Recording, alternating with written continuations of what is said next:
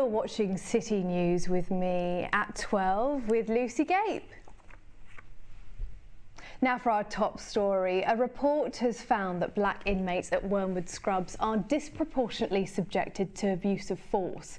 The annual report of the Independent Monitoring Board, which monitors the treatment of prisoners, found that from June 2022 to 23, black prisoners were subjected to 43% of use of force incidents, despite making up just 27% of the prison population, raising questions about bullying against minorities in prisons. London-based company Unilever is launching a productivity programme which could see over 7,000 jobs cut, predominantly expected in its London headquarters in Blackfriars. The programme is part of a budget cut aimed at jump-starting growth. A Unilever representative told City News that the jobs concerned will be mostly office-based, but they cannot comment on whether the cuts will be largely impacting employees in London. Exclusive data obtained by City News reveals the number of watch thefts in London have increased by 12% from 2022 to 2023.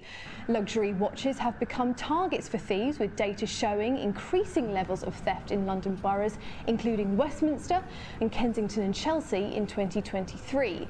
One victim, Charlie Crane, an estate agent from Parsons Green, had his Rolex stolen at gunpoint outside his home.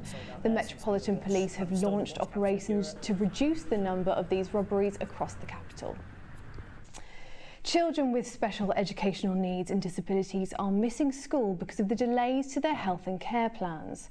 Our reporter Dan Eglinton spoke to Lucy and her daughter Jess, whose care plan was delayed by over 10 weeks, causing her to miss more than a month of school. Data obtained by City News shows that over 40% of care plans in London are not being delivered within the required timescale. Councils have been criticised for the delays, with some parents threatening legal action. Campaigners gathered in Trafalgar Square calling for the introduction of baby boxes in London. Organiser Toyin Odamala, who was abandoned as a baby, says the boxes would provide a safe place for mothers to anonymously leave their child at designated locations like fire stations or hospitals. This comes after a baby girl was recently found abandoned in a shopping bag in Newham. A petition in favour of the cause has been signed by over 40,000 people. A City News exclusive has found that data released by London councils about the amount of refugee homelessness in the capital does not nearly reflect the full scale of the issue.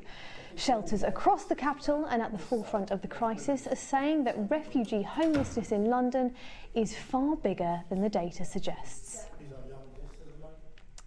More women in London are taking up self-defence classes in order to feel safer in the city.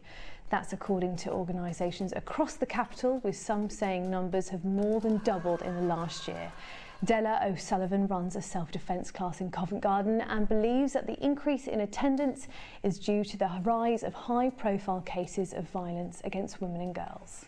I get an influx of calls every time there's a news story about yet another woman who's been killed in London. The statistics are alarming. They're being put out not just on the news, on social media. It's important for us to be aware, but also it does frighten women. Hyde Housing Association has met with residents for the first time to discuss redevelopment plans of the Oval Arts Depot on Kennington Park Estate. The building is going to be demolished and replaced with social housing. Hundreds of children and residents are worried about the community activities that could be lost, as well as their outdoor space, which could be completely remodelled. Organisers of a new exhibition at Hogston Hall have expressed concerns about arts funding in the capital, which has decreased by 32% in the past decade. Fieldworks highlights the histories and struggles of minorities in East London and features installations created in collaboration with local disabled, Bangladeshi, Ukrainian and Jewish communities.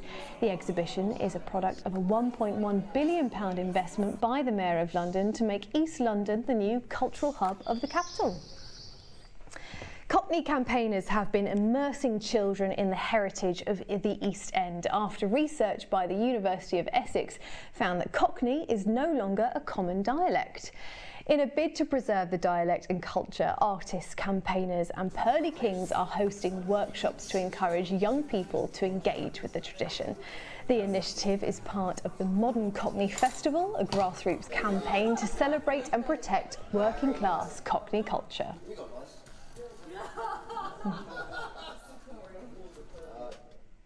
Young carers in Barnet will be getting their turn in the spotlight as Leicester Square rolls out the red carpet for this year's Smiley Charity Film Awards.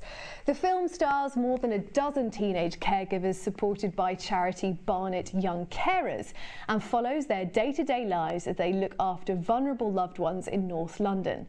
The charity, who wanted their carers to be front and centre of the filming and development process, says the film aims to show them as the fun, sparky teenagers they are, despite the challenges they face.